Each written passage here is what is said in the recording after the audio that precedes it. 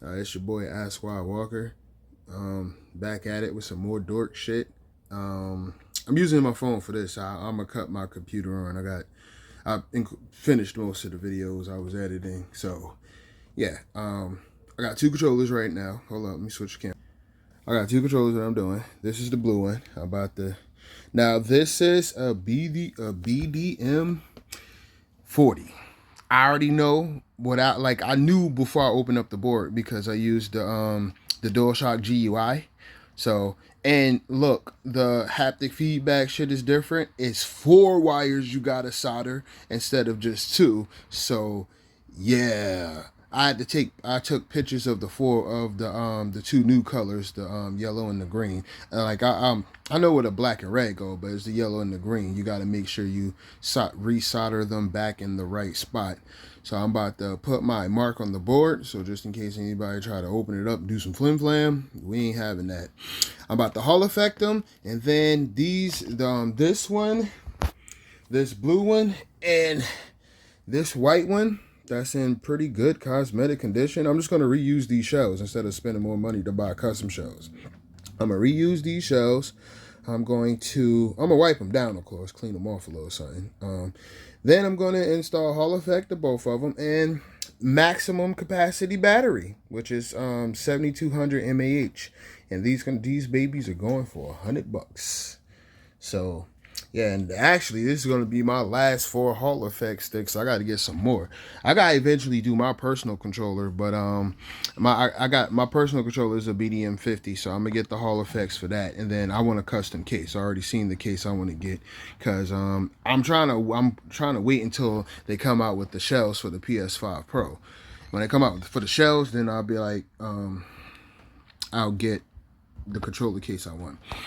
But yeah, I'm not recording this one because I already got other videos. I'll probably do a short for this one or something. I'll do like a little short. I'll compile the parts that I want for the short. I'll make sure I show the battery and everything and the Hall-Effect sticks. And yeah, so I'm about to get to it. We're back again. Okay, we got the old analog sticks off. Let me show you. We got the old sticks right there. Nice board to work with. Now this is the fun and time consuming part, the desoldering. So I'll be back when I'm done with that. Alright, it's your boy Ask Why Walker back with another update. I got my fume extractor on. Give me a second, let me turn it off. I just re-tinned the tip of my desoldering iron. Whatever they did with the BDM-040 motherboard, keep up the fucking good work. Of all the boards I worked with, that board is the easiest to desolder. All right, it normally takes me anywhere between an hour or 40 minutes to desolder, because I would have to alternate between using the wick and my desoldering iron. Let me show you guys. I got that done in like close to 30 minutes, if not more, and it's clean. I did most of that with my desoldering iron. I didn't have to do anything extra. Well, I did. I did the mixing technique. I mixed this high purity solder with the lead-free solder, and I think I must have mixed a lot and did it correctly, because I was using my desoldering iron and I was going through these shits with like a breeze. It was so easy. I was going through these shits dumb easy. I'm like, oh my god. It's never been that easy. But yeah, whatever they did with the BDM-040 boards, good work. Because that was the easiest time I ever had doing this. Like, I've worked with several BDM-10s. I worked with several BDM-10s. That's like the main board I really get. I worked with tons of those. I worked with a BDM-20. It was the BDM-20. Desoldering was just as a hassle as it is with the BDM-10. It was just as annoying. I'm like, oh shit, but I get it done. This BDM-040, the easiest board I ever worked with. I'm talking about the solder was just coming right off. I'm like, oh shit. I ain't never have a time that easy desoldering.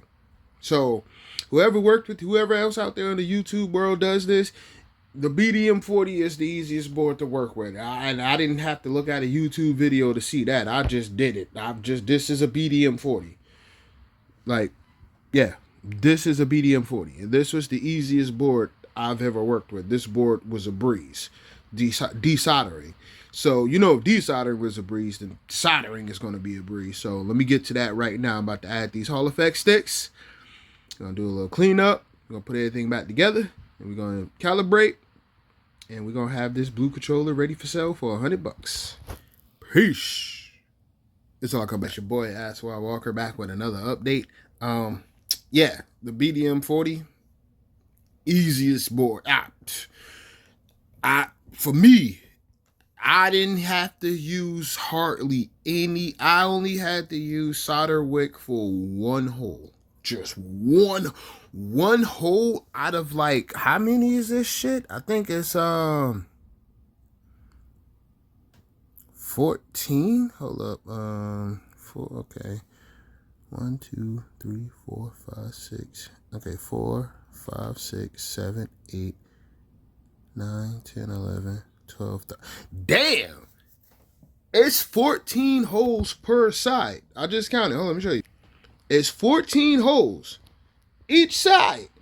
So that's 28 freaking holes that you got to desolder, right?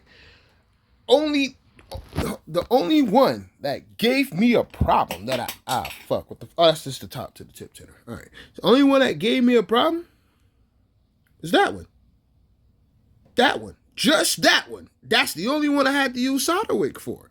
Every other one I was able to use my desoldering iron. So one hole out of 28, that's a come up. That is 100% come up. So I got the sticks in. And shout outs to Hyperkin for copying the Intertext, the Intex sticks that I buy. I looked on my Google feed and I seen Hyperkin with the same sticks that got the calibration screw on the side. I saw that shit. I'm like, you copycatting motherfuckers. Yeah. Now Hyperkin got Hall-Effect sticks for $16. I'm like, I'm not buying from y'all. All y'all motherfuckers did was copy the design of the ones that I buy from you. Copycatting pieces of garbage. And hey, no, knowing Hyperkin, you only get 2 sticks. So why the fuck would I get 2 sticks for $16 when I get 4 for $11? Come on, dog. Hyperkin, I ain't gonna say nothing bad to Hyperkin, because they are the only ones that make the good HDMI cable for PlayStation 2. That they make now the Xbox one need work. The Xbox one, you have to solder a cable for ground. You have to solder I did it. It's a mod. Like some dude on it was this guy on Amazon reviews. He told us how to do it, and I'm like, all right. So then I tried it out, and sure enough, he was right. I think his name was Mike Turnstall. He was absolutely right. I did that solder mod, and the Xbox, because I got a version 1 motherboard. So after I did that mod, that Hyperkin cable worked so good for the Xbox. But I found somebody finally copied the design of I forgot the German dude. I think he was either German or Russian, and he lives in Texas. And he would do the ones where you could actually have a optical cable in it. But he was like, he didn't make it. He would just fucking have them on a first come first serve basis and trying to have people pookie over them shit. So I'm like, look, dog, that's not gonna work. Somebody gonna find your design, copy that shit, and then you won't have to. And then that's what happened. So it's I forgot the brand, but it's in my Amazon watch list. It's one that they got the joint where it works for the V1, and it actually has the optical input, not the mini, not the TOS mini, not the shit that not the joint that the motherfuckers that make the fucking, what's the name of that shit, the GCMK, the GCHD, the team that make the GCHD, they got an Xbox one, but but it's dope. It's kind of dope. The good features is that it has It has 4 Ethernet ports, so you could do system link. That's dope. But it has a TOS mini, so you could pretty much using an aux cable, whereas Xbox had a pure optical connection. I prefer the optical connection. So the guy from, not matter of fact, I forgot. Dude lived in Mexico. I don't know if he was Spanish or not, but dude lived in Mexico because I remember, yeah, dude lived in Mexico, and he would have him on the first, even though he had to source the parts and make them one by one. That's cool, but I'm like, having you, I think maybe if he was smart, he sold his design to the motherfuckers that make them on Amazon. I forgot the name of the company. If he was smart, he sold that design, and now they had that same joint. Because when I look and say, hey, this one actually has the optical input, I said, oh, that design looks familiar. See, I'm learning about how the modding scene and shit work. But yeah, Hall-Effects, we're in the building. We about to solder these motherfuckers on. That's the easiest part. That's always the well, the motherfucking the desoldering was easy on the BDM-040 board. On this, yeah, this is a BDM-040. Oh, is that blurry? Oh yeah, this is a BDM-040. This is the easiest desoldering I've ever had. And this is like my 6th controller. This is like the 6th controller I've done. This was the easiest one I've ever desoldered. That shit didn't take, I think it took all within 30 minutes. And that was I'm like, oh my God, that normally takes an hour. Yeah, so BDM-040 boards, you get the Skywalker thumbs up. All right, we back at it. I'll be back. We back. Easy peasy lemon squeezy. That was easy. The soldering is always easy. But yeah, now we about to jitter calibrate first. Then we gonna put everything together and, you know, put the extended capacity battery. And then we're gonna pull it back together. And we got one more. We doing the white one is a BDM-030. So this would be my first time working with a BDM-030. So far, BDM-040, 10 out of 10. Top tier, easiest board to desolder. That I did that shit in like 30 minutes, and that's it. Like, I still prefer the BDM-1 though. Does the BDM-1 has the best it has the best case versatility. It has the best case and shell options, and if you want to do like the extra buttons in the back, it has the best options for those. Also, when I do shells that have the extended with that has the increased if I do shells that have the extra buttons, all of those, since I'm charging $175 for those, all of those are going to have an increased capacity battery. The maximum capacity battery. Other designs I might throw in there for like a these like this one I'm doing, this one that I just finished, the blue one, that's gonna have an enhanced capacity. It's gonna have, you know, the high capacity battery. So that was gonna be anything with a high capacity battery is $100, unless it's like a custom shell. The custom shell is gonna make it more.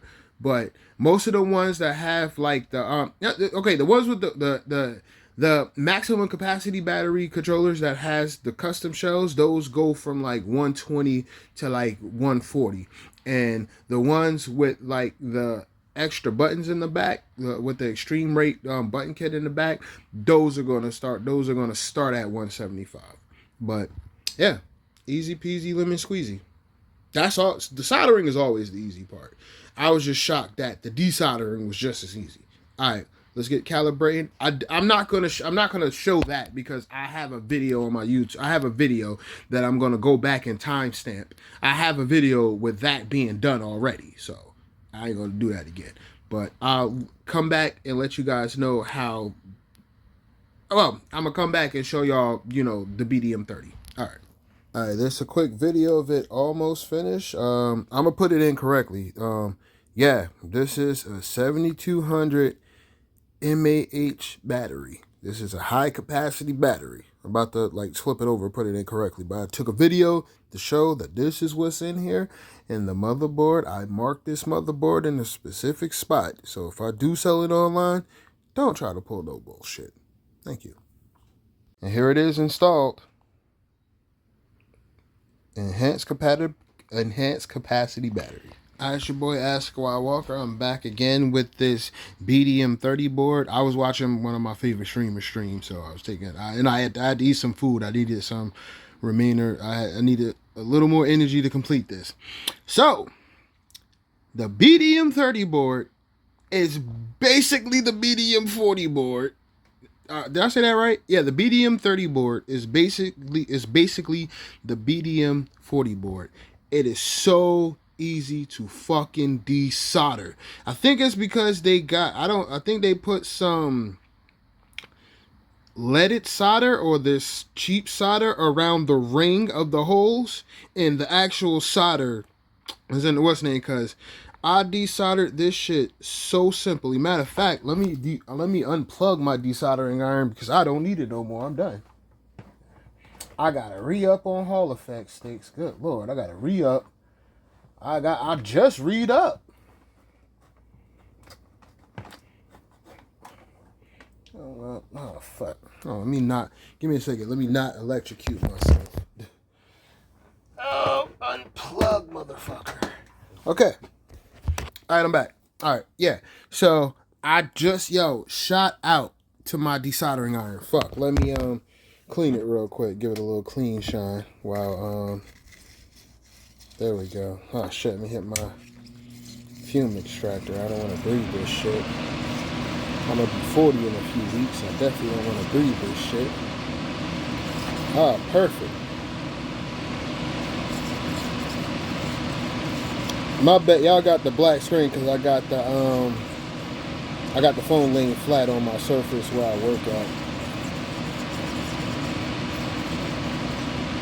Alright, perfect. I'm gonna leave my fume extractor on for a while so I can finish extracting these fumes. But yeah, the BDM-030 board is basically the BDM-040 board. See, BDM-030. Hold up, get that clear. What the fuck? Come on, dog, it's right there.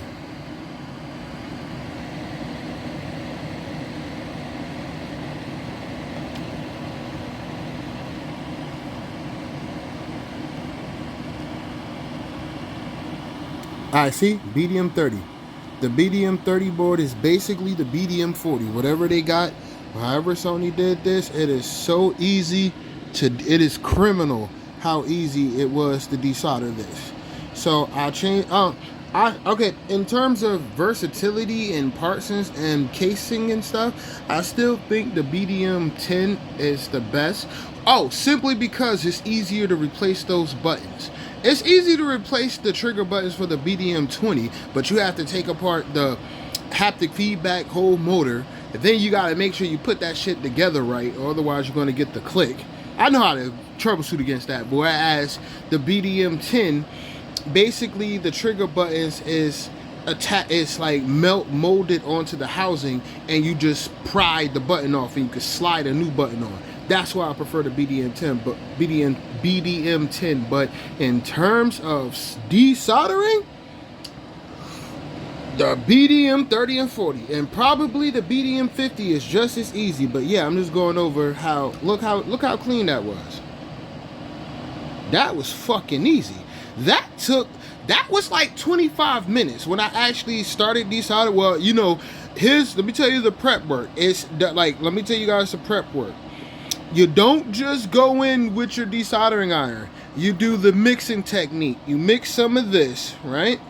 Because the solder that's on there is still unleaded solder. So, you know, it has a higher melting point. I got my iron on 450 degrees Celsius. So you'll need that, right? But then once I put some of this solder on the tip of the iron, or well, not on the desolder, but on iron, and then I mix this solder, and I mix the solder that came with my reflow station. You mix this solder with that solder, and when you desolder, simple. You're gonna have a fantastic time. And once again, it was only one stingy one right here. It was the one at the top. Again, that's the only one that I actually had to use my solder wick for. That's the only one I had to use my solder wick for. Everything else, easy breezy, lemon squeezy. All right, well, this is the BDM-30. Actually the white controller. So I'll give you guys a recap after I put everything, after I, do the jitter calibration, and then I'll actually do the calibration from the DualShock GUI. All right, I'll be back. All right, ladies and gentlemen, this is the last one. My last set of Hall effects until I re-up. I gotta re-up, buddy. I gotta re-up. I'm all out. This is all of them. This was the last one. Fuck. This was my last one. Look at those magnificent Hall effect sticks. Hold up. Give y'all a better angle. Hold up. Can I grab them? Magnificent Hall effect sticks. That fucking Hyperkin tried to jack. Look at that. If you don't get 4 in the box, I ain't buying from Hyperkin. I'm still buying from who I buy from, but yeah, last set of Hall effect sticks. I gotta re-up. They all done. This one is gonna be $100, white shell, and then my last enhanced maximum capacity battery. Oh yes, but yeah, easiest part of soldering. So my final thoughts. The easiest boards to desolder: BDM-30, BDM-040. Maybe to be my personal controller right there that came with my PS5 Pro is a BDM-50. So I'm pretty sure all of the new colors, like that pearl, that volcanic red, that pearl scent purple looking one, that and that pearl white one, all of those are probably BDM-50. Almost, I'm 100% sure those are BDM-50s because those controllers came out like around the same time the Pro was coming out. So yeah, those controllers are all BDM-50. So I'm hoping that those are just as easy to desolder as these. Whatever Sony did to these BDM-30 and 40s, thank you. Just those shits are stupid easy to desolder. What they did was, I think they put when you desolder, it still be a little, whatever solder they put on the rings, whatever solder they put on the ring of the holes, some of it stays, and it makes it a million times easier to resolder those ports, but it also inadvertently makes them dumb easy to desolder as well. So yeah, we in there. I'll come back when I do. Well, matter of fact, y'all seen how y'all seen the pre